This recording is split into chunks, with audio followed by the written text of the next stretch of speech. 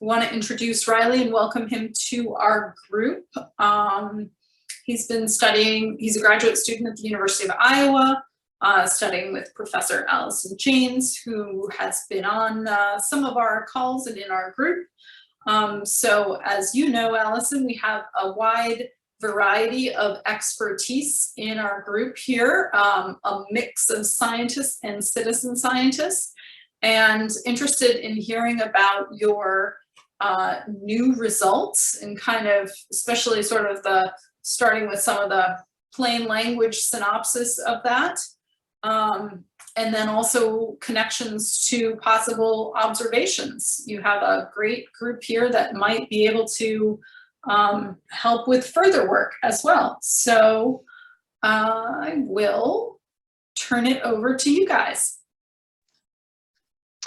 Yeah, thanks. I just want to also say thanks for letting us come in and talk before you guys. I think we're pretty excited at the possibility of kind of opening this up to the Citizen Science Initiative and hopefully gain a lot on this potentially new auroral feature that we'll talk about. And so, yeah, I kind of want to just introduce myself first. I'm Riley, and like you said, a graduate student at the University of Iowa. Just finished my third year. And I was originally born and raised up in Fairbanks, Alaska, and did my undergrad there. So it's been really, really fun to study these auroral displays that I was kind of privy to see a lot growing up. And I do want to also mention I might have to mute myself just for a second during this. I know our research group, there's swapping some offices around. I think one of the guys might be coming by at some point to help set up his desk, but that'll just be a quick disturbance if that happens. But I can share my screen here. All right. Let's see here. So let's start off here. And before we really get into what this specific feature looks like, I figured I'd go through and kind of describe how we came by the footage that we analyzed for this and kind of the story behind that. So it all started back in 2002 when this guy in the van here, Dr. David Knudsen at the University of Calgary, led a group up to northern Canada to do a several-day field campaign just looking at the aurora. And on that team, there were a couple other people. The guy in the top right here was Dr. Trond Trondsen, who specialized in the auroral cameras that they were using.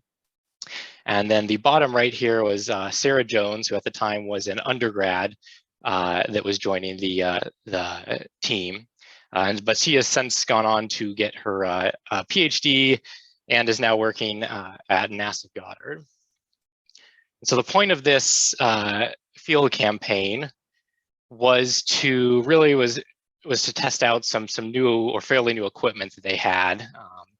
In particular, this portable auroral imager, which you see pictured here is kind of their setup, that had been designed and built by Trond. It's described here in this publication here.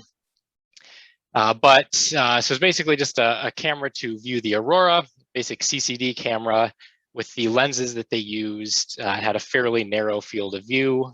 For the footage we look at, I think it's around like a 20-degree field of view, and was a white light camera with just some basic filters on it. And so unfortunately for the team, they happened to choose a night or a few nights to go out and do this campaign that were some of the most boring, quietest magnetic conditions as far as the aurora go to actually go out. So I can only imagine they were a little bit disappointed they weren't able to see like the real bright, discrete arcs and bright auroral displays that they might have wanted to. But they were able to really test out kind of the limits of their camera system with some good diffuse auroral displays, which tend to be a lot more common in these quiet conditions. And So they were able to see some diffuse auroral displays and some pulsating aurora as well, which if you're not familiar with what that is, I will explain that in a little bit. But there was one thing in particular that kind of stood out as being interesting or unusual. And it was unusual enough that Dr. Knudsen jotted it down in his notes here, which this is a picture of the original notebook, I believe, where he said, these pulsations were blacking out diffuse glow, which then refills in over several seconds. So it was an interesting observation that he had seen.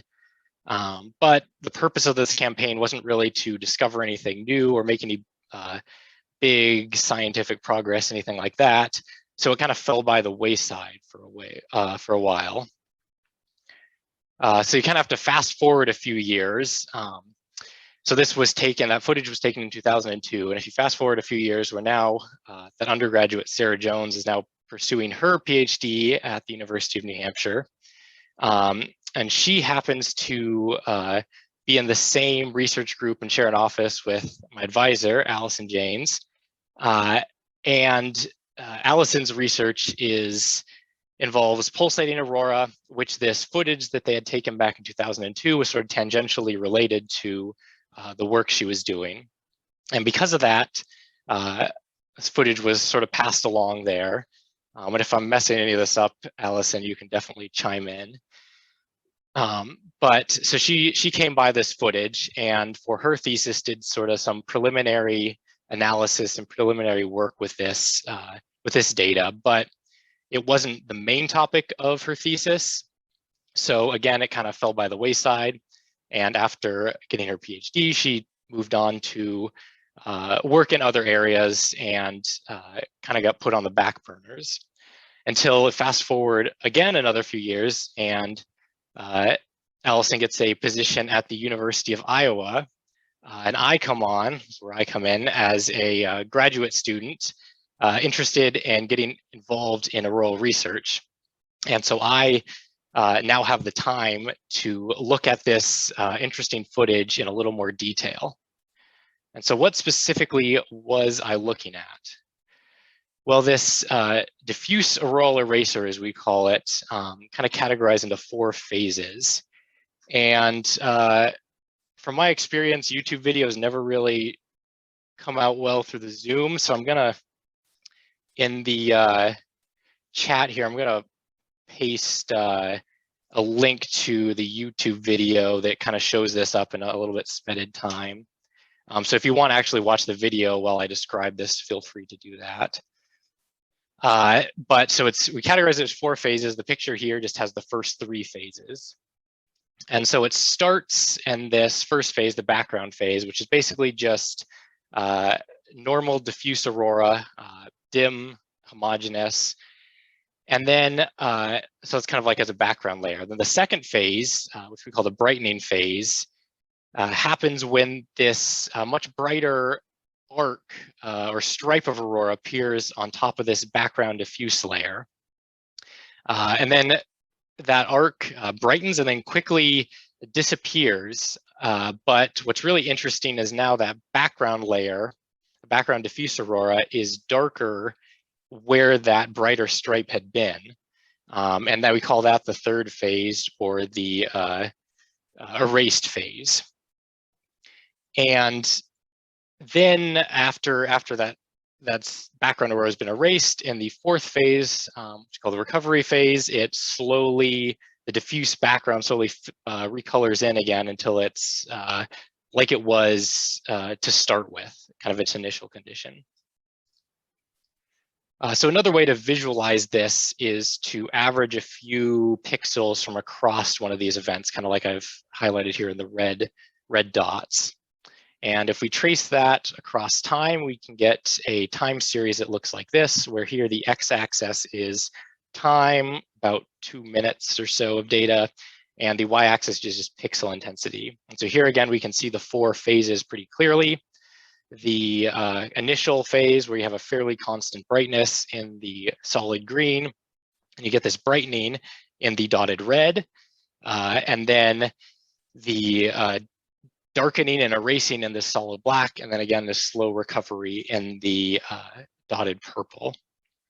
And what we were really interested in is figuring out how long this recovery time was. So from this full erase stage back to when it kind of returns to the initial brightness that it had been. Because understanding that parameter it can be important to really figuring out what exactly is causing this, this strange behavior. So to do that, I wanted to get enough of these data kind of averaged together to get some good results. And so to do that, I created a keyogram, which is, if anyone's done enough auroral research or looked at enough, you might be familiar with what one of these is. But if you're not, what it essentially you do to create one of these keyograms is take a slice of pixels, a north-south slice of pixels from each frame in a series of images, and arrange them chronologically. And you get a figure that looks like this, where the x-axis is time and the y-axis is basically each of those slices of pixels from each image. So I created one of these keyograms of our data to try and identify all of these eraser events we had. And in this keyogram, they actually show up very well as these brighter lines followed by this darker region. So looking through this keyogram, I identified possibly 32 of these eraser events. But after looking at them a little bit closer, we did it down to 22 that kind of fit all of our criteria. And then it created a time series for each of those 22 events and superimposed all of them to produce what you can kind of think of as this average event, which is this darker black line here. And from that average event, we could then get an idea of what this average refill time between these two red lines would be, which turns out to be about 20 seconds, although that does vary pretty significantly, as you can see with all these different time series there. And so as we looked at these events enough, and we're looking at them and kind of reading the background literature, one of the things we're asking is this a new feature, or has something like this been reported on before? Is it associated with an already known type of aurora? And so when you start thinking about that, there are a couple things that come to mind. The most obvious being asking the question is, are these related to pulsating aurora? Because in particular, there's actually been a couple studies, one back in 2017 and one that actually came out just after we published our paper, that showed a similar behavior directly associated with pulsating aurora. And so there was a possibility that this could be associated with pulsating aurora. But if you're not familiar, what pulsating aurora looks like is these widely varying diffuse aurora patches that blink on and off over large regions of the sky, with periods that range up to about 20 seconds or so. So typical pulsating aurora, usually the off part of the pulsation, so in these images, sort of the far left and the far right one, the background aurora is sort of constant. You get this brighter patch that goes onto it. So it usually doesn't have this, I guess what we'd call a racing feature, where the background ends up being darker after the patch turns on. But again, there were a couple studies that reported this background behind the patch on the off phase getting darker. But the only problem is that with the data that we had in the aurora we were observing, as you can kind of see in the keyogram, there are a few of the events that seem like they might have some periodicity to them, where few occur right after each other. But for those, the periods are on more the order of a minute, so quite a bit longer than what your typical pulsating aurora periods are, which usually only range up to about 20 seconds or so. And then even more, many of our events were only single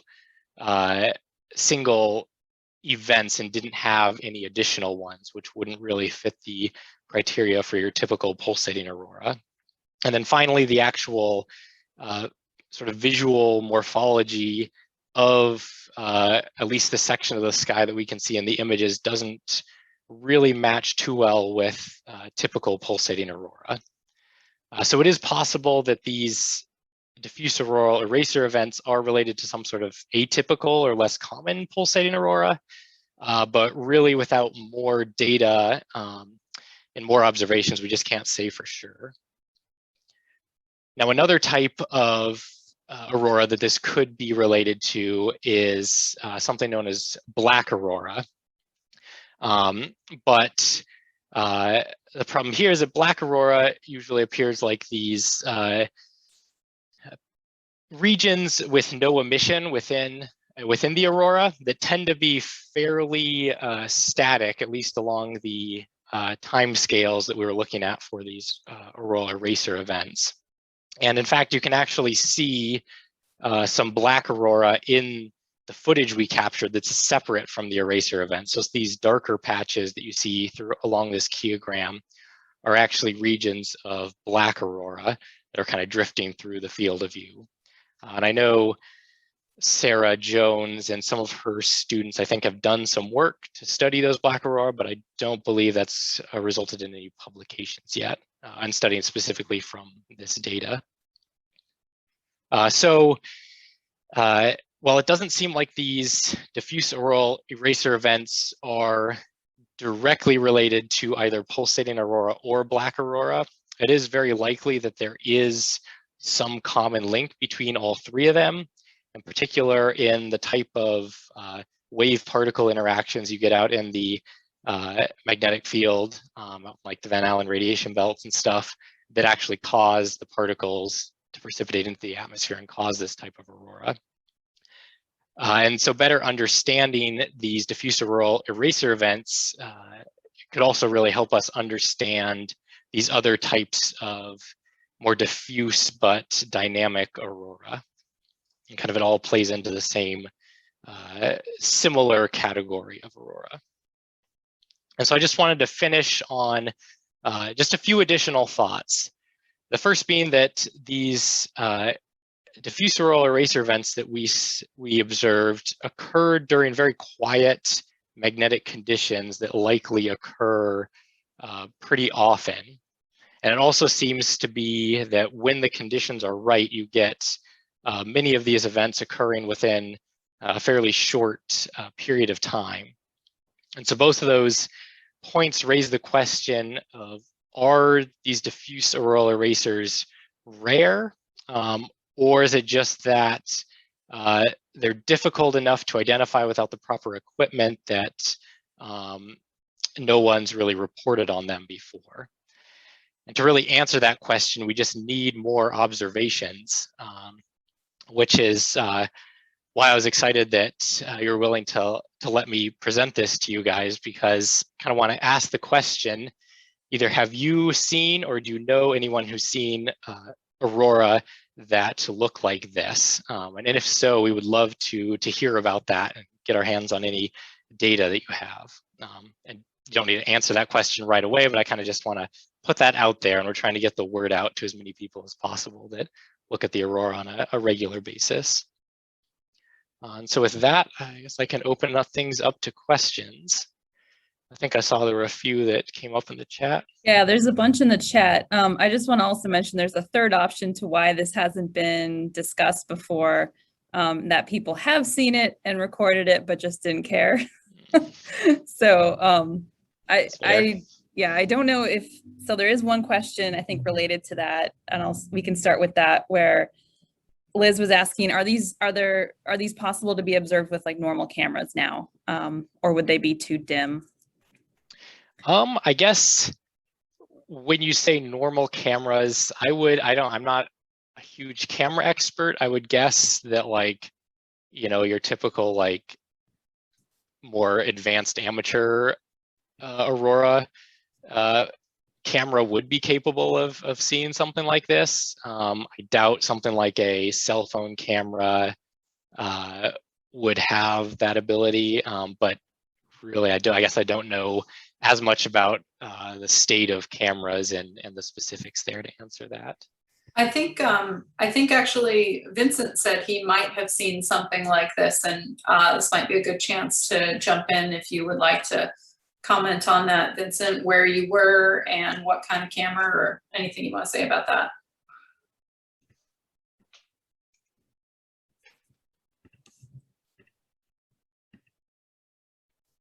You guys able to hear me okay? Yes. Yep. Okay, good. Sorry, my microphone was the wrong one. Yeah, so I actually have a clip I can share. So I don't have a clip of the actual type of aurora that you're referencing, but this is a clip of just what my own camera could see with pulsating aurora. It's just a tweet, but the video's in there. So, I mean, to answer the question about whether cameras could see it, I definitely think that they could. Especially these low light video cameras that are now available to consumers, and they're just getting better. So I definitely think that that's a cool avenue to explore, is if citizen scientists can also contribute to this. But from my own experience, I've definitely seen sort of like the refilling aspect of it. I've also seen kind of like the black aurora that Laura mentioned and you guys mentioned earlier. We had this refilling action I've definitely seen in pulsating aurora, because the actual time scales of the pulsations can be super, super short. But it seems like after sort of it pulses up, there's almost like a darkening, and then it kind of fills back in, just as you guys mentioned. So yeah, it's really interesting. Yeah, so I will say that is kind of one of the questions we're interested in answering. So I think I have it in one of these additional slides here. Yeah, so these are a couple plots from these two studies that show this similar behavior specifically related to pulsating aurora, where you can kind of see this luminosity here really pulsating over multiple periods. And so it's really interesting. You're curious, and since the video that we have in this aurora doesn't seem to be at least as clearly pulsating aurora as some of these other studies that have been done, whether it is the same thing and just doesn't look like pulsating aurora, or if it's an actual separate phenomenon. Yeah, it's like one patch and then it's gone. And then somewhere else in the sky, it's one patch and then it's gone. Yeah, that's interesting and definitely distinct. I think the other thing that might be distinct is the way that it brightens up, which and then has a slower sort of gradual filling in that doesn't seem like pulsating aurora quite as much typically. But pulsating aurora does vary a lot. But the way it brightens, maybe have you begun to like sort of speculate on any kind of physical mechanisms related to the waves that could be causing that, or just need more observations? Yeah, so I will definitely put an emphasis on the speculate part of that. We have kind of, and actually have sort of a figure I put together here outlining sort of one idea we have for how this might be caused. But again, we haven't actually done any real theoretical work or modeling to show that this could actually cause it. But so the way, especially with this diffuse and pulsating aurora, you have this population of electrons that drifts around the Earth. And as it's drifting in the magnetic field around the Earth, it encounters various different types of waves in the magnetic field. When it encounters those waves, depending on the type of wave, different energies of particles will precipitate down through the magnetic field lines into the Earth, causing these diffuse aurora. And so one speculation we have on what might cause this is you'd have these electrons that are drifting around the globe, and then you kind of have this constant background of what's known as these ECH waves, which are known to cause diffuse aurora, and or some diffuse aurora, and these are causing this background sort of slower drizzle of electrons, causing this background aurora. But then if these particles suddenly drift through a region where there is some additional waves that can access different energies of particles or more of these particles, then you might get this sudden dump of a bunch of particles as these electrons drift through that region. And that could then deplete that population enough where you get this darkening. And then as it exits that region, you slowly get this rebuilding of the electron population back to the kind of initial conditions. I think we put some of that in the paper, but the reviewer, one of the reviewers didn't like the speculation, even though I thought it was important to try to, you know, give something to the theorists about what might be causing this so that it could be investigated a bit more.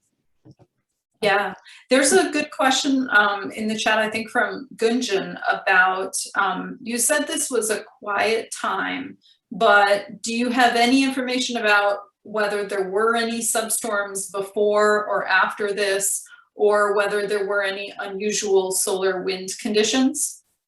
Yeah, so I should have put it in here. I don't have it. There's some figures in our paper, but there were some, at least what looked like a potential substorm, maybe like 5 or so hours before this, but this was really in, I guess, potentially the only unusual thing about these conditions were just how quiet it was. They were, yeah, extremely quiet. There really wasn't anything for this big stretch of, I don't know, maybe 6 to 8 hours or so. This entire night, there was very little actual magnetic activity going on pretty much anywhere around the region where this was measured in Churchill. Though they did observe earlier in the night some like pulsating aurora, but yeah, they're pretty, at least from the data that we could see, which, you know, back in 2002, I think all we could really get our hands on was some 1 minute time scale magnetic data. From that, it really doesn't seem like there was anything out of the ordinary at all. No. Yeah, I think that's, yeah, that's also going to make it harder for citizen scientists to see it potentially, because there are more people out when it's active. Not to say that these folks don't like to get out sometimes when it's not active at all. But also that relates to kind of the earlier question about how sensitive your camera might need to be. I know, and whether you were using like really night vision kind of intensified cameras before. I know Jose Francisco has tested a kind of night vision scope that's now commercially available with auroras, and it's something that I'm interested in getting my hands on as well. I haven't done it yet, but I'm also not a photographer, so it seems, but I am super curious about whether any more intensified camera could be picking up more. I guess that wasn't really a question, but somebody else jump in. Thank you. Pat, did you want to say anything about what you had said here in the chat about the like, you know, upgoing, downgoing regions and maybe breaking up and looking like this? Yeah.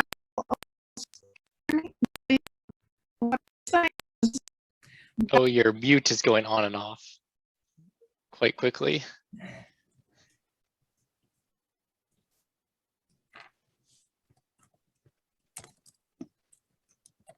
Sorry, I was trying to do the keystroke unmute. That apparently doesn't work very well.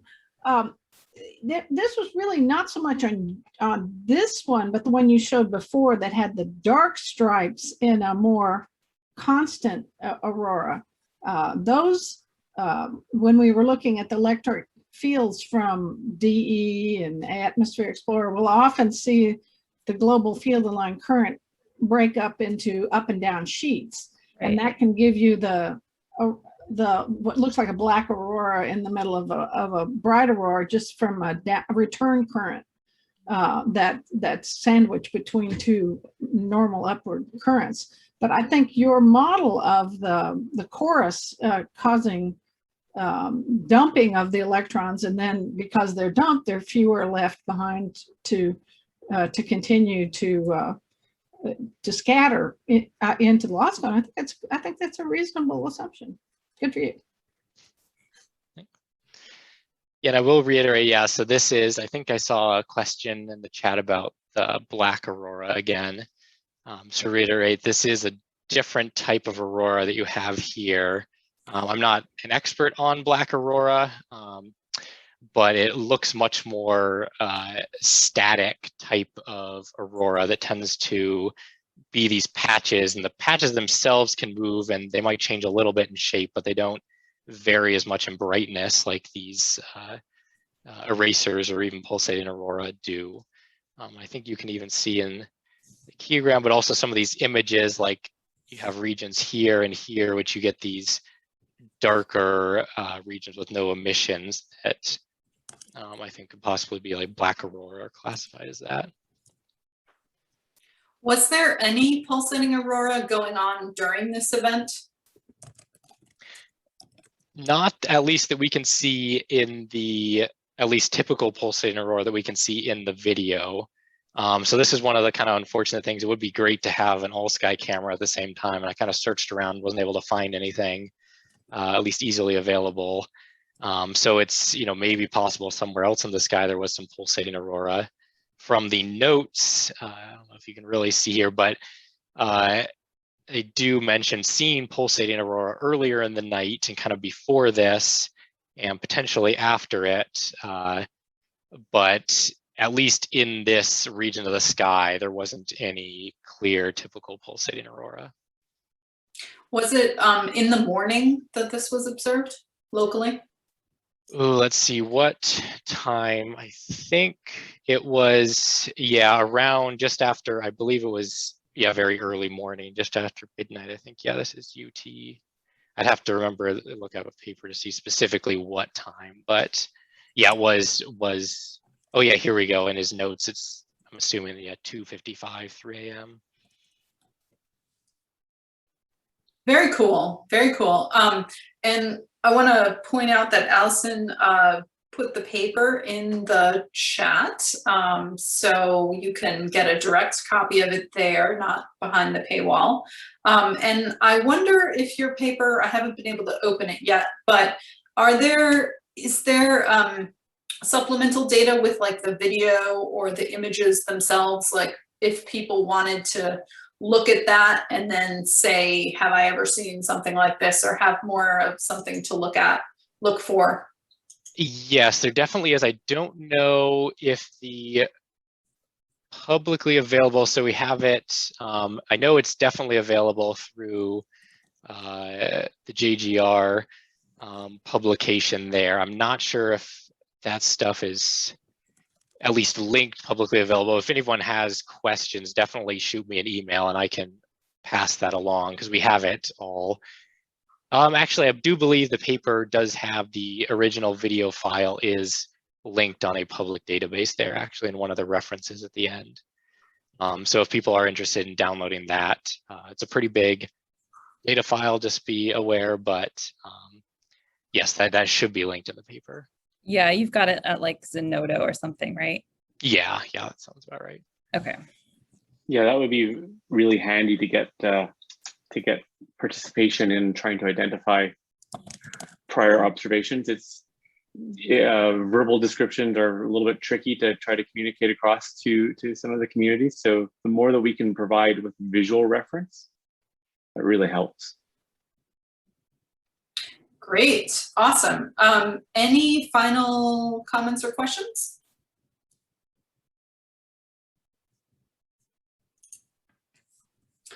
Well, we will be checking this out, and yeah, we also put these on YouTube, so folks all over the world could potentially see them, and we may want to reach out like to the Finnish group, and they have an active community as well there, so this might be a good discussion or of interest as well. So very cool.